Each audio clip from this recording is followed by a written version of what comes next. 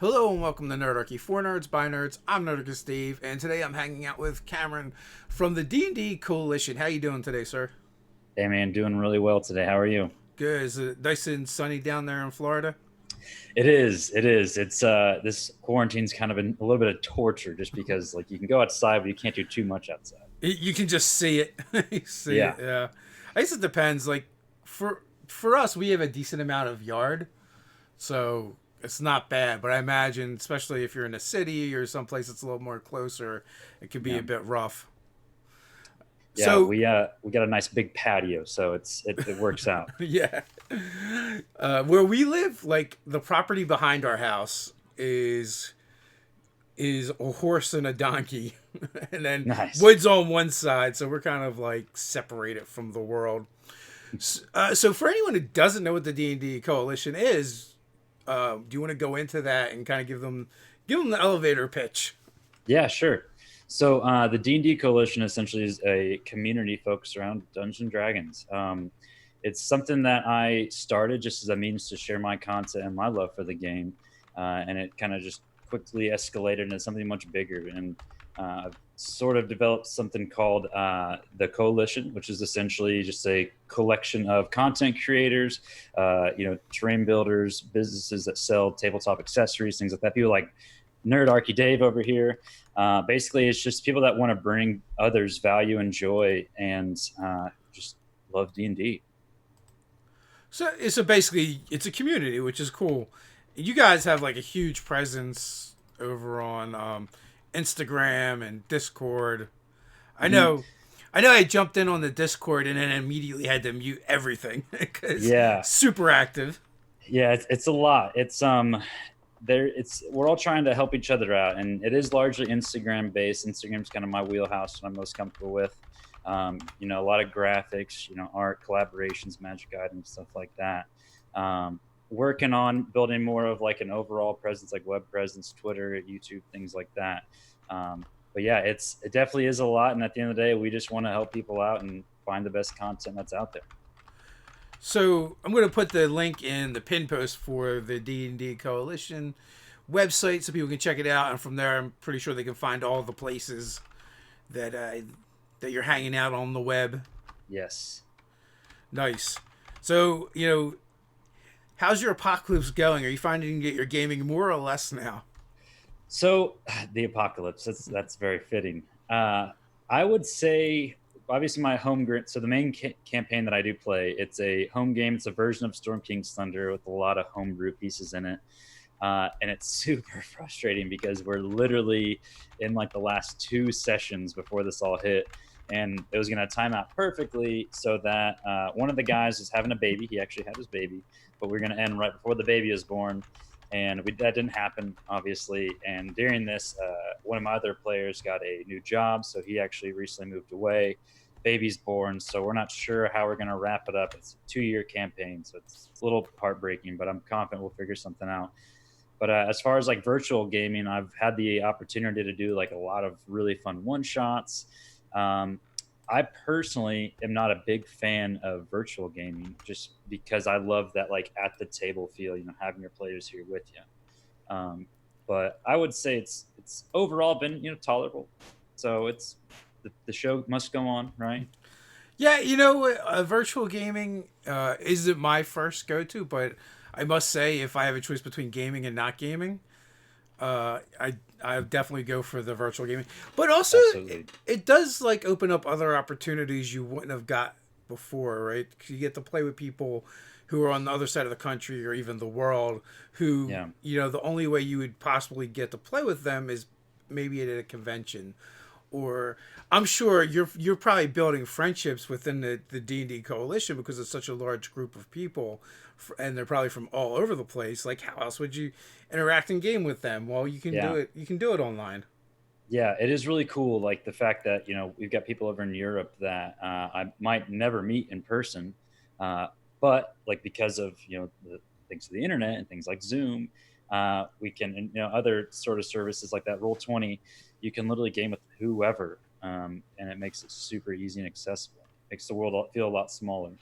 I like our in person game has gone online, and I think tomorrow night we have the second session. Do you So stream that, or is that just a home game for just a you? home game. Yeah. Yeah. We gave up on streaming games a long time ago. We like early on we were one of the earlier I guess channels to do it. Like we predate Critical Role by like a year. I didn't know that. I always assumed they had been there Oh for a wow. while and around because they were so big. It wasn't until one of our viewers had told us that no, you guys were here first. Wow, But that's interesting. I did not know that. Mirror Shades, it me JP. I think he was like one of the first, if not the first, to have a regular stream game, Hmm. and they were streaming Shadowrun, and Okay. yeah, I think those folks might have been first. Like Esper the Bard may have been the first D&D YouTuber. And then there's like this clique of the RPG Brigade that kind of came afterwards, and they were doing D&D videos or RPG videos to kind of like talk to each other, not really like to an audience or to build an Yeah. audience. And then like then we kind of came after them, so we were Okay. like second or third wave. So I do have a question for you. Sure. So obviously you're huge in the YouTube space, and I feel like YouTube and Twitch kind of go hand in hand. But for the most part, like you have your big YouTube personalities, you have your big Twitter personalities, you have your Instagram, you have your Twitch. Like from your side of the road, I guess, what is the biggest difference between like YouTube and Twitter or YouTube and Instagram? I mean, they're just mediums. They're just platforms. Like, Hmm. if you're doing something visual, then you should be on Instagram. Twitter is just about talking to each other. Really, I've never quite gotten Twitter. Yeah, me either. It's that one is tougher, and then YouTube is a catch-all. But at the end of the day, it's all video, no matter what you do. Yeah. And then Twitch is all about being live.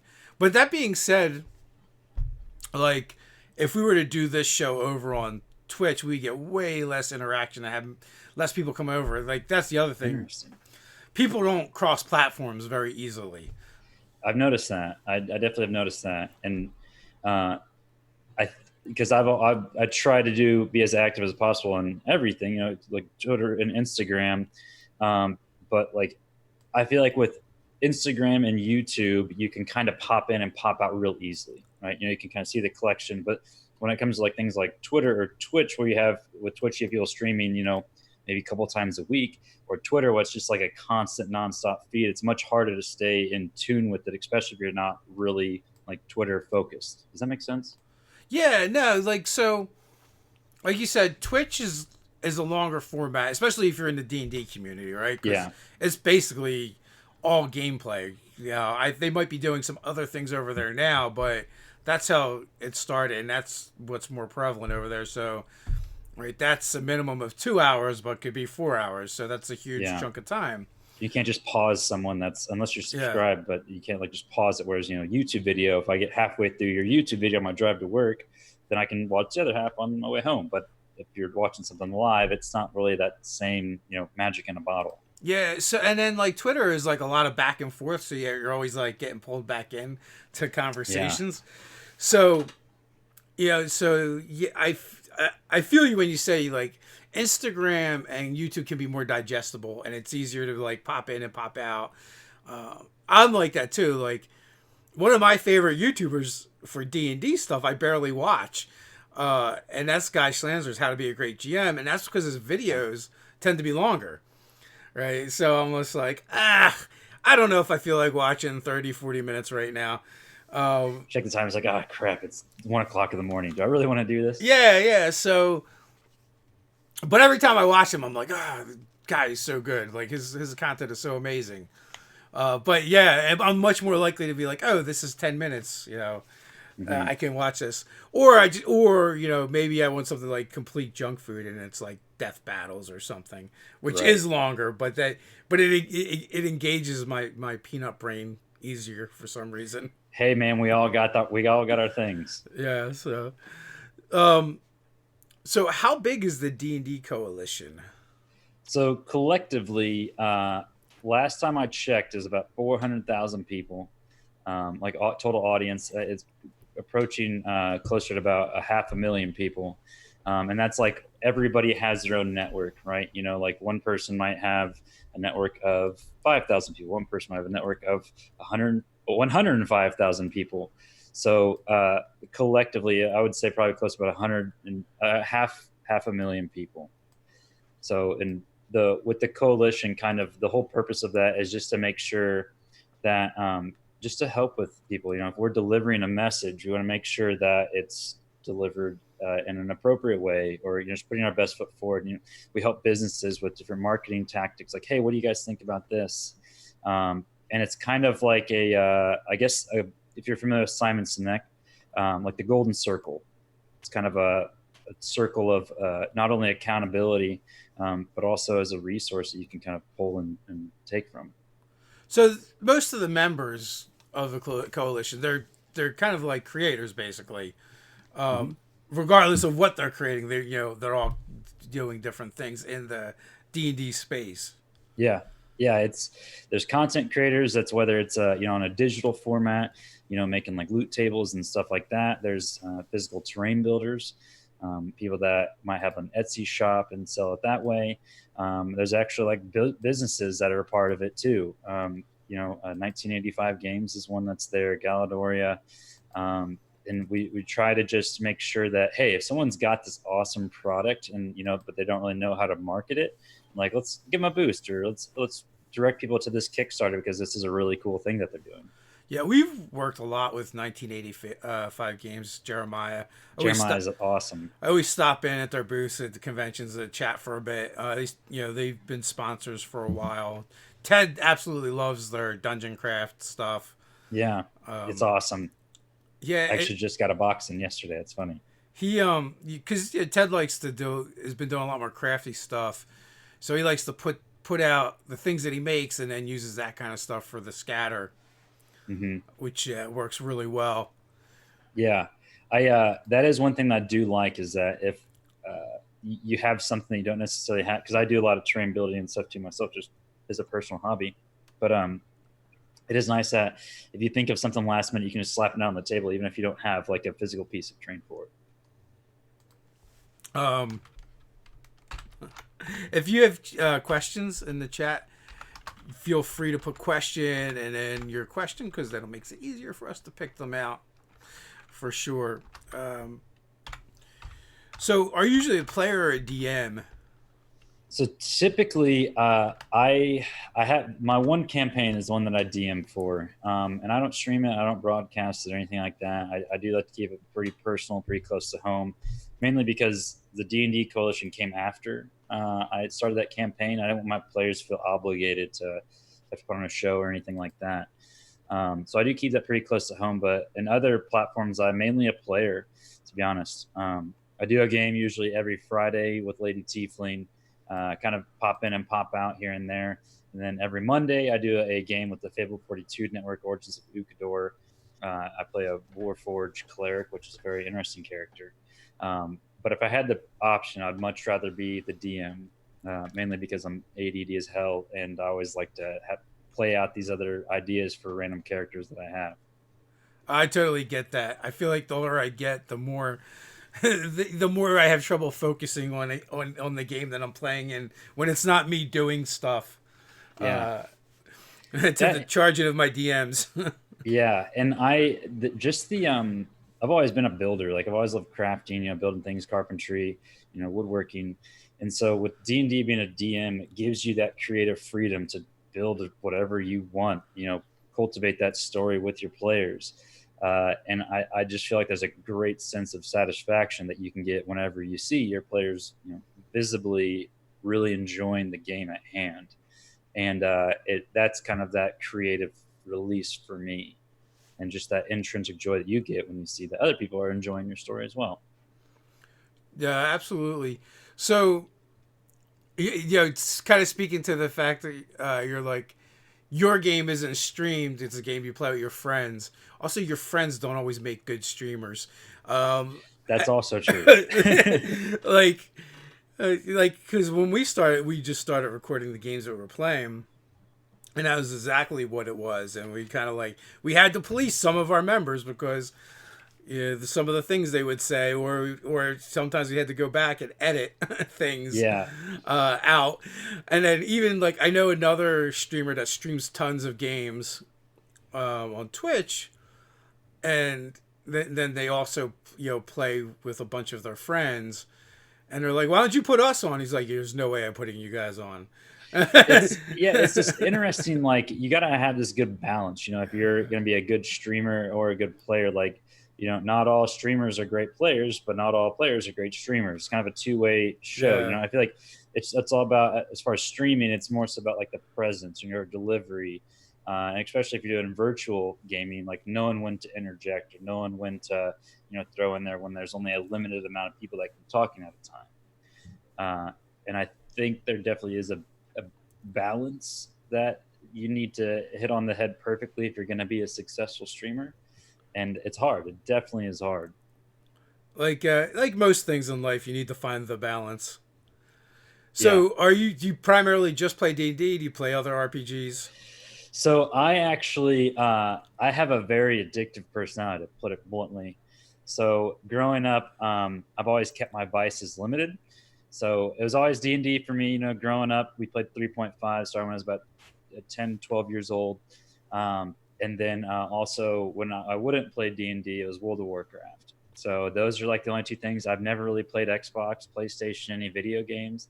I'll pick up a board game here and there. One of my players is real big into board games, and I enjoy them.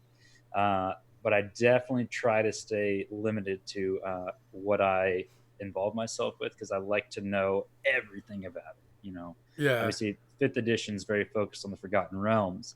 So I would say a lot of my time in the past 2 years playing 5th edition has been, learning about the Savage Northwest and, the Sword Coast and things like that. Because it really is a great story at the end of the day.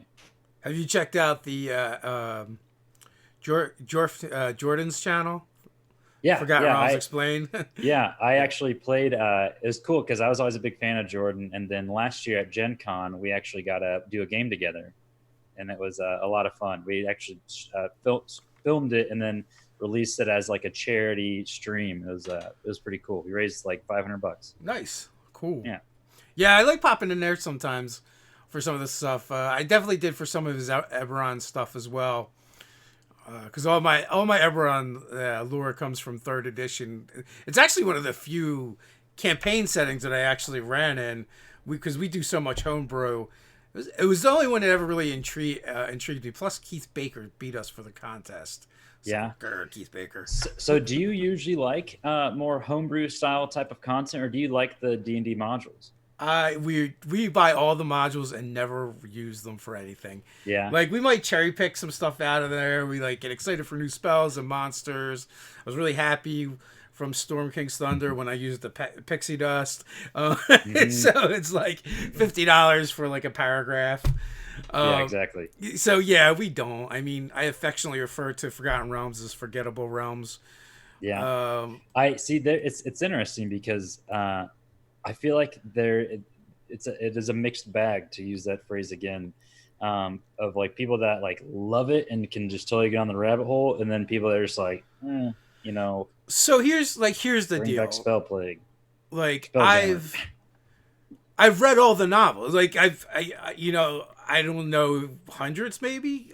How many Forgotten Realms novels are there? I've read a huge chunk of them. Right. Yeah. So I enjoy the stories that I enjoy reading about. But when it comes to playing the game itself, I just don't like generic fantasy settings. At that point, I would rather just make up my own stuff and play my own. Now, I see the appeal to it because people can just like, everyone has this shared knowledge and they can, use everything that's there.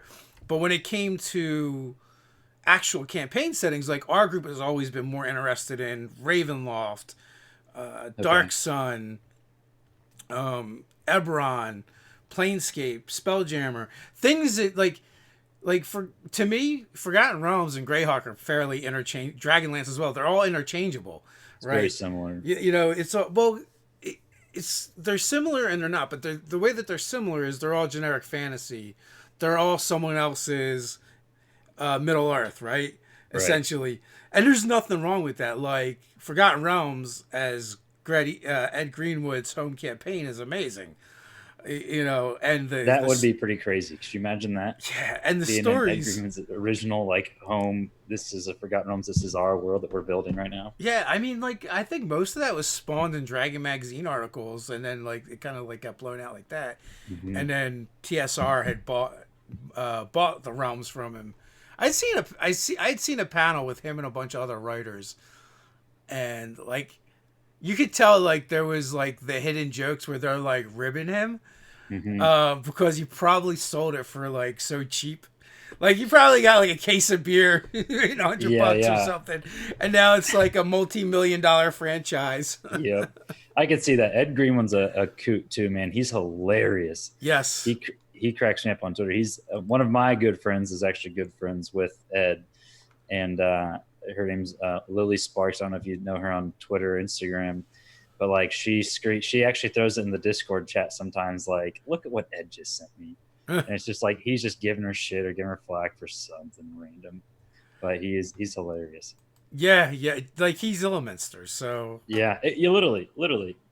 So what do you? So this is also. I'm glad we're kind of talking about this because I'm always fascinated with how different DMs run their games. I just ran a game with Ray Nix got DM. He's a big crafter on Instagram, and it was like completely different from any way I've ever run D&D before. And I always love to see like the different styles of how people facilitate gameplay. With the narrative, with their dialogue, with sometimes with one shots people do like auto hit rules. For this example, we did like auto hit rules, and we all controlled like these big armies.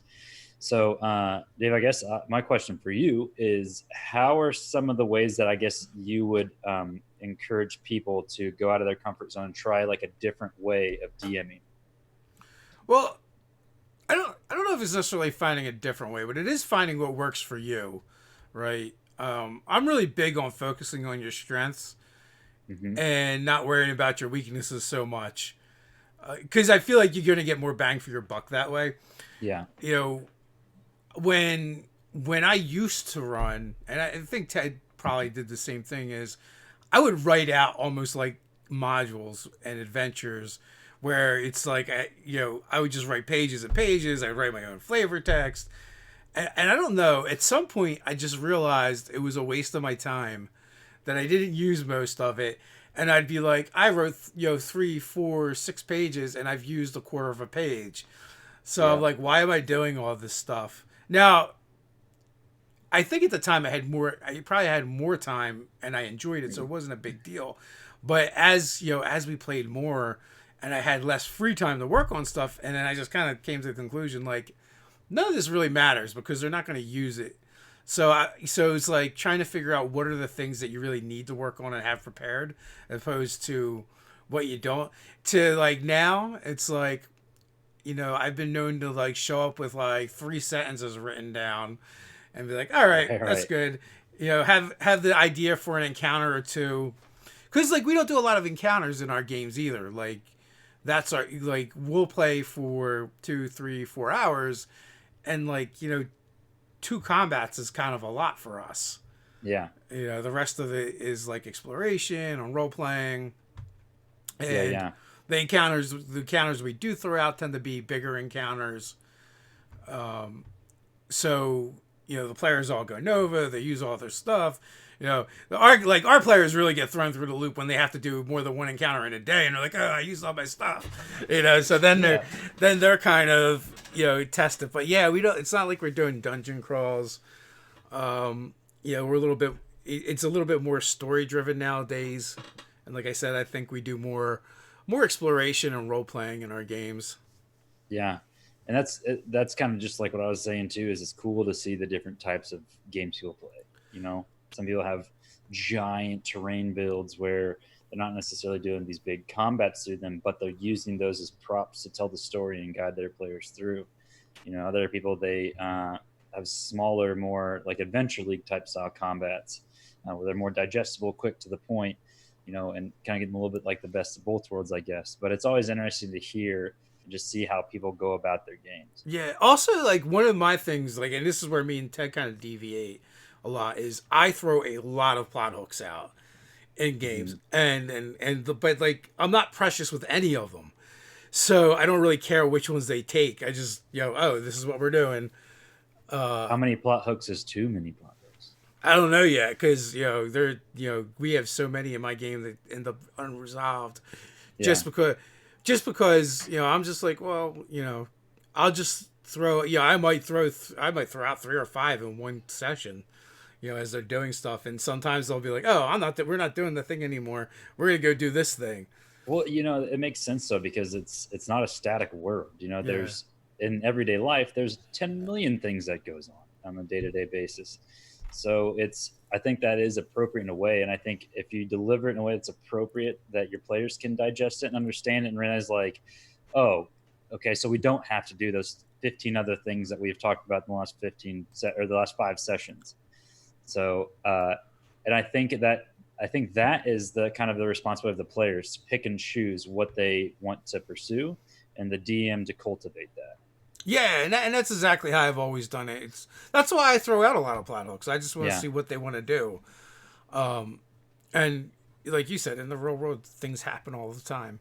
yeah. So BK Dan has a question: have you Nerdarchy been using Psionics per UA or the 3E rules? We haven't really done either, to be honest with you. With that kind of stuff in our games, we are open to whatever. But if a player doesn't want to do it, then we don't worry about it. And we have Schrodinger's Psionics. It both exists and doesn't exist until a player is interested. How do you feel about Psionics? Yeah. I've never really messed with them too much. What's the name of the class that has that as a racial ability, or excuse me, the race? So the Gith I know have the it. Geth. Kalishtar have it. I think it's a Kalistar. I think it's a really cool concept, but I think sometimes whenever you throw in rules that aren't like, it just depends on your table. If you got a table that's really informed with UA content, and that's a fan of that, then it's great. But then at other times, I think sometimes players can get a little bit lost. Like if you use an ability that's out of UA, and then the rest of the party is like, what just happened? You can kind Yeah, of like lose people. the Mystic is kind of like that, I think, and it's super strong, and it's gone through 2 iterations already Hmm. as they try and figure it out. And it looks like from the latest stuff that they've come out with, you know, the Mystic might not be a thing anymore. They're still trying to figure it out. Science has always been tough in D&D because it's always been kind of an add-on, even in AD&D and D&D where, pardon me, where it was part of the core game, it was still kind of optional and shoved in the back of the book, and it Yeah. was like really weird. Like you would take all these different factors, get a percentage, and then you had like a 5% chance of being psionic. And then it also opened up these weird doors for your character where you were then more vulnerable and susceptible to other creatures that were psionic Yeah. because you were psionic. And I think part of it, and once again, it's very table to table. If you want to do something that's off the hat and kind of weird and quirky like that, I think that's an appropriate conversation to have with your DM, and set aside and like build your character with it. And like, okay, why are you a psionic? Why are you this way? And I think that not only adds depth to your character, but also gives content for that DM to like maybe build off of in session, so that your other players and fellow party members understand like, hey, that's why this guy does crazy shit with his mind. Yeah, I mean, if you're playing a Gith or a Kalistar, it's going to open things up to telling different types of stories. For sure. The Kalistar in Eberron, if you're playing in Eberron, you have ties with the Dreaming Dark and the Inspired, which it is really cool. As a matter of fact, it's one of the reasons I really liked that campaign setting was there was always so many cool threats that were just built Hmm. into the campaign setting, and they I just found them a lot more interesting than other campaign settings. Yeah, and I mean, come on, the lightning rail's like awesome too. Yeah, how else are you gonna have your train battle? Exactly. Early on, like in 5e, we ran some Emberon one shots, and one of them Okay. was like an escort mission on the lightning rail. So for Gen Con, that was just back in March, supposed to be back in March. A buddy of mine was actually working on building a lightning rail and actually taking it to Gen Con and having a one shot being featured around it. Yeah. And oh my gosh, the build itself was massive. It was like, I think 6 or 8 feet long. And I was really excited to play in that game just because they'd spent so much time doing this. And I think they're probably going to either bring it to Gen Con or GaryCon next year, maybe both. But yeah, that's a punch in the gut whenever we could do that. Oh I'm sure, man, especially for them who spent all that he's time gonna need building. a special table for it. Yeah, yeah, I think, yeah, because literally the whole thing itself was, I mean, I'm pretty sure it was like 8 feet long. It's crazy. Oh man, he should have built it on like he should have built it on a electric train. That would be cool. That would have been really sweet. Have it actually moving around. Yeah, during yeah. the encounter. Track. That would have been sick. I wonder what it would take to modify an electric train and the tracks and everything to make it look like that and make it function.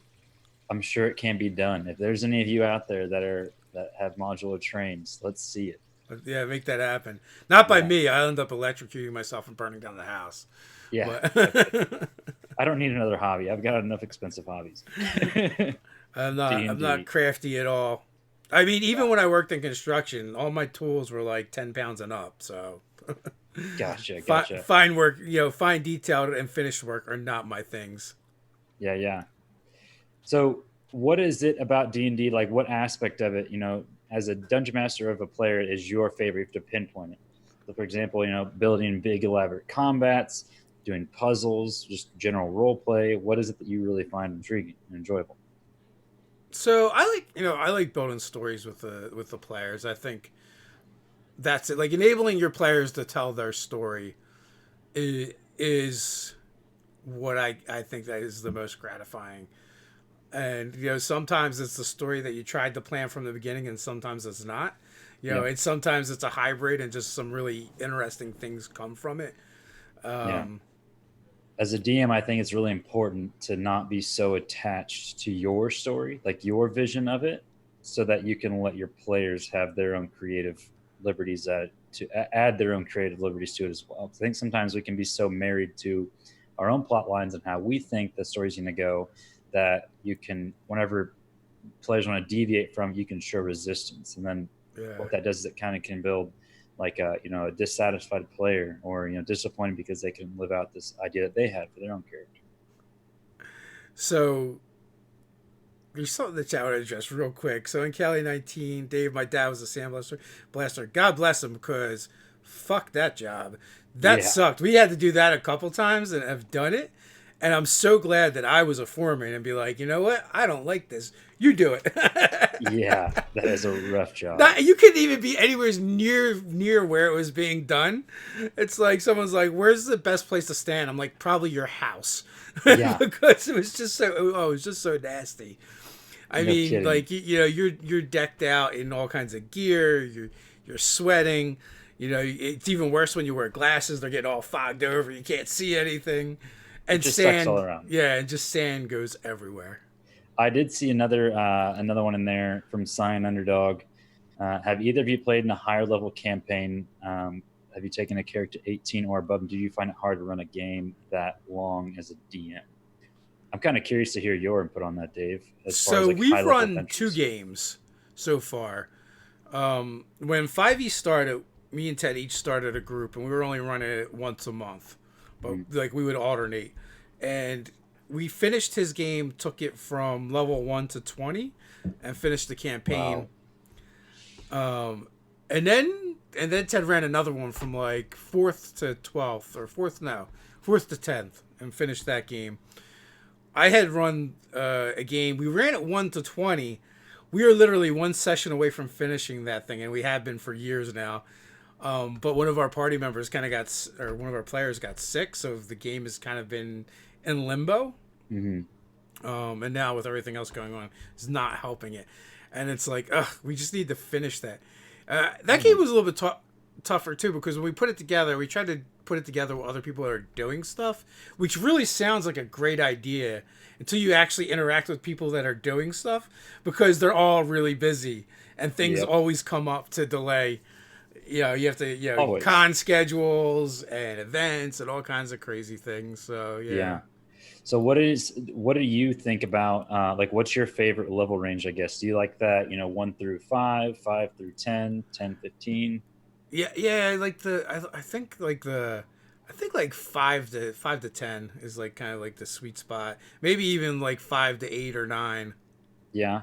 I definitely think that that is a good range just as far as able to like pick it up and, just like the flow of a session too, because there's not so many different moving variables because once you get higher level, there's like 10 million different things that your players essentially unlock that it can definitely kind of water things down just because it's almost too much. Yeah, I ran like this holiday adventure from Frog Games, Orcus Claws, and it's actually for like a third or fourth level player, but I ran it for like 17th level characters, and um, part of it was like getting to the lair. And one of the players is like, I cast Wish, and we're just gonna wish ourselves up over there to the outside of Come it. on. Yeah. So there's definitely that goes on in the higher ends. It's like the Hmm. number of things that the players can do. That's why I like 5 to 9, because they're high enough to do cool things and have cool powers, but they're still not like, they're not throwing Wish around. Yeah. That I one time there was growing up, we stumbled upon a ring of 3 wishes, and my brother was really crazy smart. So he read everything. It was actually really cool because we grew up playing 3.5. So my brother read all the books and really had a firm understanding of all the modules. So what my dad did to kind of combat that was he reskinned like all of the first edition modules that he played growing up as a kid. So my brother didn't necessarily know of the context behind it, but all that to say, he knew all the rules really well. So we got a ring of 3 wishes, and essentially we knew to be very careful because whenever you use wish, you got to be careful with the wording because you can get what you asked for, but it might come with a bunch of consequences. So we didn't really abuse the first 2 wishes, but with the last and final wish, it actually turned out to be basically as a weapon of sorts, and that weapon actually led to us like years later defeating Loth in the Demon Web pits. It was really cool, just line of events. From the adventure series or just Demon Web Pits? So just it was the I think it was just the Demon Web pits. Okay. Yeah, but that was actually a campaign where we were all like 18th level at the end of it. So Yeah. we literally like 10 years long for a campaign. It's epic. So, so BK Dan wants to know, and I don't know if you've direct knowledge of this, but we'll find out in a minute. How was it like breaking into product line? You don't personally have products, do you? Not necessarily. So on my website, we have what's called the Coalition Market. And so as far as like merch, is that what he means? I'm not sure, but I know that you work with the people in the coalition, or a lot of people that actually have products that they're kind of like bringing to market. Yeah, so that's a really vague question. So for me, it's all a lot of the stuff that I provide is for free. Like I think on the market square, there's like 2 things that cost money, and they actually weren't even created by me. I helped consult with them and bring them to the market. Um, but as far as like bringing any sort of supplement or putting something that you've created to the public, it can be it's definitely humbling first and foremost because people and Dave, we were talking about this beforehand, but if there's ever any loophole or any sort of potential controversy, people will rip your stuff to shreds. And even if you look to it with a fine tooth comb and you think that you're done and you're ready, like there's always going to be a naysayer out there. And I mean, I guess what you have to do if you're considering bringing something to the market or just enjoying publishing something on DM's Guild is just be prepared for that feedback. It's at the end of the day, it's all going to make you stronger and learn from it. Don't take it as someone being a jerk. Just see it from their eyes. Maybe sometimes it might just be bogus, like hate speech, but try to do your best and just don't take it personally. Yeah, and that's kind of the thing. That is the hardest part. Like whenever you do anything, you're going to be criticized. Like we've done over 3,000 videos, so at this point, I don't know how many comments. That's got we probably over 100,000 comments. At this point. So Yeah. and everything from positive to get a haircut, shave your beard, lose some weight, fatso. Like And like, see, humanity is a beautiful thing. they say there's two different types of people in this world. They say that there's kind, loving, and very wonderful people out there, and they say there's the kind of people that leave negative comments on YouTube. Yeah. Don't be the latter. So, but I will say, like the D&D community is a lot better than many of the others. So yeah, I'm very grateful for that too. I mean, especially like in my little realm on Instagram, people are always very kind, and it's actually kind of funny we're having this conversation. Just yesterday, I posted a picture. It's like a call to action. I shared a personal story myself. Dave, I don't know if you knew this, but my older brother, he's a year older than me. A couple of years back, he lost his life to suicide, and he's actually who got me turned on to D&D, and the reason why really all this is what it is now. And so I shared a little personal story about that, and essentially I cast away my dice for about a year after he passed away, and stumbling upon Critical Role is actually what kind of reignited that spark and that flame for the game. And so I asked, like, how has Critical Role impacted your life? And shared the story in the description. And we have all these beautiful stories and comments of people sharing like how they've helped them through a hard time and this and that.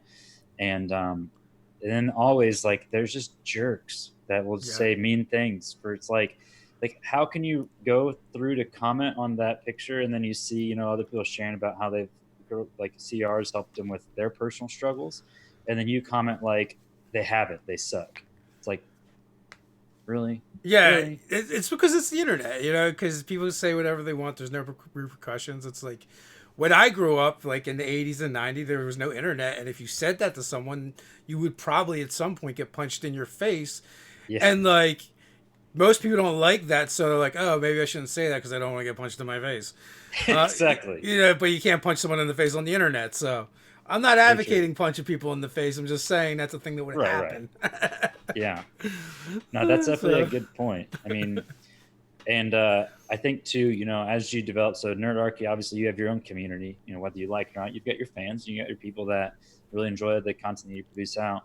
And one thing for me that I really enjoy is if a negative comment does come across and then you have your fans defending you or saying like, hey man, get out of here with that. Why would you say it? That's just mean? Yeah, I've even seen where people have kind of come around too. So it's like there is some hope for humanity. Yeah, very true. Very true. We had one video that we had done, and we had gotten a comment from Vargason. So he's kind of like a white nationalist, did time for murder kind of guy, burning churches down in the 80s. Sure. And like his comment that he left was so bad, I went to delete it, but I accidentally blocked him from the channel. So he like did a video response. And like we had like so many Nazis show up on our channel and just leave so many comments. Like we've never had a video so downvoted before. Is that video still up? I think we took it down just because so much, there was just like so much hate in the comments on it and stuff. Yeah. That I was like, it wasn't a good representation. Right.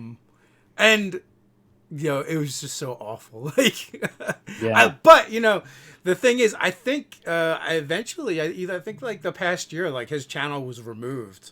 Oh wow. Yeah, and like he was just really terrible. Like he was basically a Nazi, and and he was the worst kind because he was like a really good speaker and really intelligent and really smart. Right. Like he's kind of the person who would definitely suck people in for sure. Yeah. And it's just like unfortunate. The Charles Manson of yeah. his own little niche. So That's okay. I just created a race in our world called the Vargarians, and they're like Arcanaborg basically. Hmm. Where they're just trying to simulate everything and make it the same. Oh, interesting.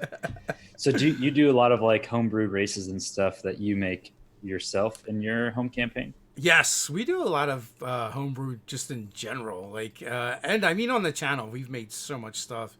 Yeah. We've got we're up to 32 or 33 digital products now, aside from out of the box, which Yeah. is our first physical one, and eventually that those books will ship. I think we're slated to get them out in July. Hopefully, we're still on track with that. With everything that it is now, there's definitely been some delays. With such an arsenal of content, how the heck do you keep track of things that, like in your head, keep track of all the things that you've made and implement? The weird thing is and kind of cool thing is so many more people have used our content than we have, and there's so many things that me and Ted create together, and we play in each other's games, so we never use it. So it's all like a lot of like throwaway stuff. Okay. One of the things that we were doing is we have a writer, Megan R. Miller, that comes in and writes our Patreon rewards for us. So we will give them ideas to use. And for the longest time, we'd actually just be like, here's a video we did. Can you take this? And we want to hit these certain beats. And, and then they would take, and then they would watch the video and take it and turn it into content, which that's a lot of fun and cool to see someone else take your ideas and then, and then bring them to life. Yeah. So, Yeah. It's really cool to see like their own subjective ideas being put into something physical, especially if they line up with what you had in mind. That's really cool. so Dave wants to know: do you folks find that the long tail keeps sales up? Do the older products still make worthwhile money? So the weird thing about that is like every time someone finds you, they could be finding you for the first time. So your old stuff is new stuff to them. They haven't seen it before. Yeah. And honestly, our store has never done really well. We've never 2020. Our goal is we're redesigning the website. We're really focusing on the Nerdarchy, the store. It's kind of weird. Like when we went into this, like the website or the YouTube channel was never really meant to be the main thing or source of revenue. That's Which also, too damn bad. what's that? So that's too damn bad. Yeah.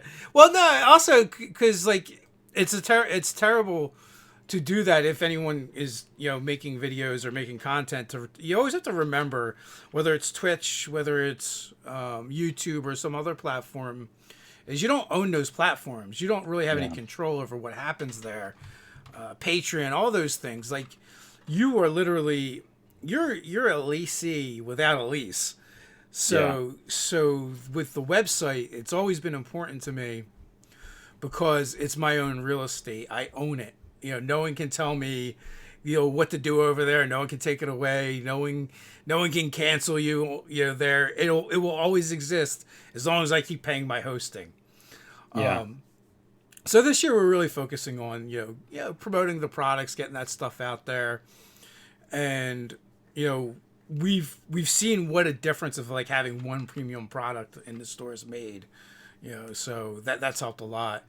And also it's just fun. Like I used to really enjoy writing on the website and blogging. I just don't have the time to do that and the other things now. So other people are doing it.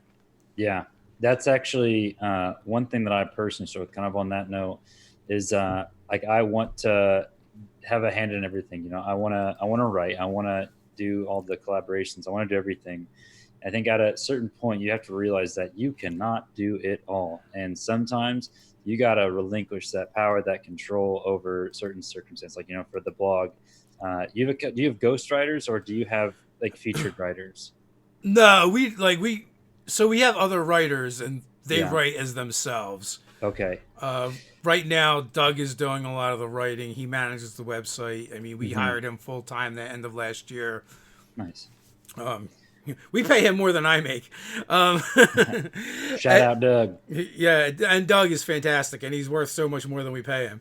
But and then we have Megan R. Miller. She does a bunch of writing, and then Stephen Partridge does a bunch of writing for us. Ted's been doing a bunch of writing, and then other folks will come in and do writing for us as well. But I think I don't think we have quite 2,000 articles up yet. If not, we're closing. We're really close. Do you do them weekly? We do 2 articles a day. Are you kidding me? Yeah. Holy cow. Yeah, I had no idea. Yeah, we have a lot of content up, and we used to do 2 videos a day too. So like when we started doing things, we're like, well, maybe we can't do it as well as other people, but we can do more. We can outwork them. Volume, man, volume. There's definitely some merit to that. And it's been all over the place. I mean, for the longest time, there was 4 of us, and we would all write, on the website, and so we were doing 1 a day. And then there's been times where we've done where maybe it was 3 a week, and then eventually we kind of went with, we're doing multiple articles a day. It actually pays off on a website more so on other platforms, because on your website, it's all most of your traffic, or hopefully most of your traffic, is search based. Yeah. So that the search engines are sending. So if you have a lot of content, people are coming back. And also, what happens every time you put it, I'm probably going to bore people to death now, but when every time you put a new piece of content on a website, the spiders from the search engines come and crawl your site again and go, oh, there's something new here. There's something going on, and Google likes that. They love content. Yeah. Yeah, I definitely think that there's a lot of merit to that, and making sure you're staying consistent with the 2. So now this year is all about making the website and the articles and the stuff we sell in the store come together, and it's starting to happen. We hired a team to redesign it, so that should be done within the next couple of weeks, hopefully. So it'll have a nice, cleaner look. It'll look it'll be a little more e-commerce friendly. Yeah. What do you use to host your website? Like Wix, Squarespace, WordPress. We use WordPress. WordPress. Nice.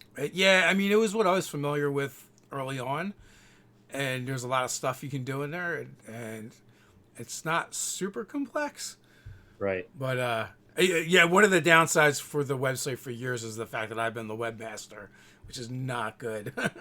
That thing is broke. We've broken that thing so many times because, part of the reason is we have so much content on there, and we don't have a dedicated webmaster that knows what they're doing, so the site doesn't get cleaned up as often as it needs to. So eventually, we just keep piling stuff in there until it's like, I can't take anymore. Yeah. And then we have to get it fixed and figure out what went wrong. I don't think one thing I've realized is that whenever you're kind of from the outside looking in, you don't realize how much goes into making content. Whether it's on a form like yours with YouTube videos, or whether it's with an artist that does magic items or something like that, or just in general. But there's so much that goes into it, and it seems like it's simple, seems like it's easy. But in reality, they couldn't be further from the truth. Yeah, so it takes whatever time it takes to make the thing, right? Mm-hmm. But then, do you have to do anything to make it work on that platform? That's a whole thing. How are you marketing it? Are you doing social media? There's all these jobs that have to be done, and each one by itself could be a full-time job. Yeah. And there's so many of them, and it's usually 1 or 2 people doing them. So it was really eye-opening to go out to LA when we did GM tips with Satine, mm-hmm. and we got the tour of Geek and Sundry and the Nerdist, and they had 2 different rooms, a bullpen for each one, essentially. And it's I do the job of this room, and there's Literally. at least 6 people there, right? Yeah. So it's just but it was cool too, because you got to see what things could look like at scale. Yeah. We just have to find a Chinese company backer like they had. Yeah. That's it is really nice to see they like whenever you see it on that scale, like someone like Geek and Sundry who they've essentially they've made it. You know, Yeah. they're at the top of their game. Uh and it's very humbling too, I think, for like I'm a dude with a laptop and a cell phone. That's how I make my stuff. I don't have a PR guy. I don't have someone that does the emails for me. It's a lot of times you got to get started with where you're at, and then you got to build up and um, essentially hire on that personnel as you can. I've got a guy that helps me with my blog. Shout out Logan, appreciate you. He's actually the one that does a lot of the blog writing, the blog editing, and like the blogs would not be done if I did not have Logan, because I don't have the bandwidth or the mental capacity to possibly do that on top of everything else. So it's, and a lot of times too, like, with Nerdarchy, did you get started with basically people helping out, or did you immediately hire on people to do it? No, so when we started out, the first thing I set out to do was kind of build a team, Mm-hmm. which is really hard when you have no money. Right. So it was me, Ted, and my brother Ryan. We brought Ted in like right away, and then soon after we brought Nate in. But it was hard. It was really hard to keep going because eventually, like, my brother's also doing art, and he's like, I can't work a job, do Nerdarchy, and and continue with making my art. So he made the decision to leave, and Nate had gone to the wayside as well, because doing anything like this takes a lot of dedication, and we had done it for probably 3 years before I went full time doing it, and I also took like a massive pay cut from what I was doing before to keep growing it. Right. And last year was our biggest year with the Kickstarter, and the most promising. And now we're going to try. Now going forward, we're going to do the convention, which was going to be this year, but now is going to be 2021. 2021. So we just kind of grew into it, and we started doing the videos. Like, we bought an external mic, and we would just record on my iPhone. So like, and That's then what it takes. So yeah, and then like we bought a webcam from there, a Yeti, and we just kept like growing as we went along. yeah. And that's just it. It's like anybody can do it. It's just hard, right? And Yeah. it takes time. You need one of two things: a lot of time or a lot of money. Preferably, some of both is what is going to get you there. Yeah. No, I 100% agree. And, on the point of if it is a lot of time, then make sure you love it. Make sure like you're doing this Yeah. because you enjoy D&D. Don't do it because you want to have a lot of followers on Instagram and, you see this as an opportunity to do that. Like, no, because you're going to burn out and you're going to eventually really not enjoy what you do. And those things, like if you're doing it for the wrong reasons, that will show in your work. People will recognize that and see that. I've And done you don't want that to be the case. I've done other business ventures where I just didn't love it enough to keep doing it. Like this, I could do whether I'm getting paid or not, because Mm-hmm. it's fun to me and I enjoy, enjoy the subject matter. Right. Where other things I just couldn't keep. You just can't, it's so hard to maintain the energy to do it if you're not if it's not a passion for you.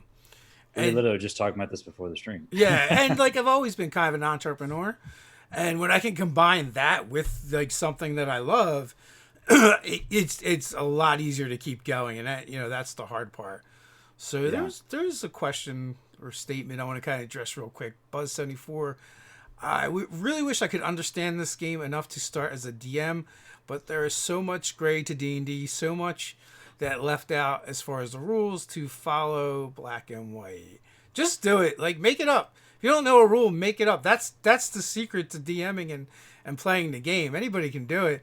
You just, and it's like anything. It's like your muscles. The more you work them, the stronger they get. Yeah. And another thing to add to that is if you keep trying to learn the rules and memorize the rules and you're going to do it once you feel comfortable with the rules, you're never going to be comfortable. You're never going to DM. And just like Dave said, you just got to dive in. And one thing you can do is kind of like a safety net is, do a session 0 with your players, or you can just talk to them before you play. Be like, hey, guys, listen, I don't know all of the rules, so I might botch some things. I might do some things incorrectly, but just please, for the sake of this, let it ride. And if I did something completely wrong, or if you don't agree, just address it to me after the session, and I'd be happy to learn and move forward from there. I mean, if you're playing with your friends, nobody's gonna like throw their dice at you because you got a rule wrong. So it's just important to remember that. Yeah, I mean, and that's just it too. Hopefully, you are playing this game with your friends or people you want to be friends with, and and let them know, hey, I haven't done it before. We'll see how this goes. It might suck, but I'm sure I'll get better.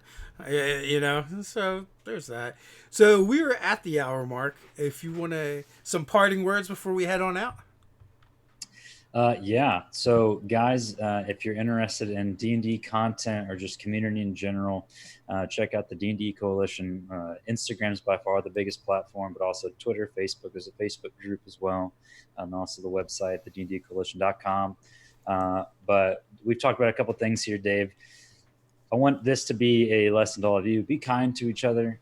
If you're thinking about leaving a nasty comment anywhere on YouTube, on a YouTube video, on an Instagram post, write it out, but don't necessarily press send all the time. Think about it. What good are you really adding? Are you adding any value? But, Dave, it's been great talking with you and seeing things from the other side, the YouTube side. And it's been a fun conversation. So thank you for having me, man. Thanks for coming on. Appreciate it. With that, until next time, stay nerdy. See you.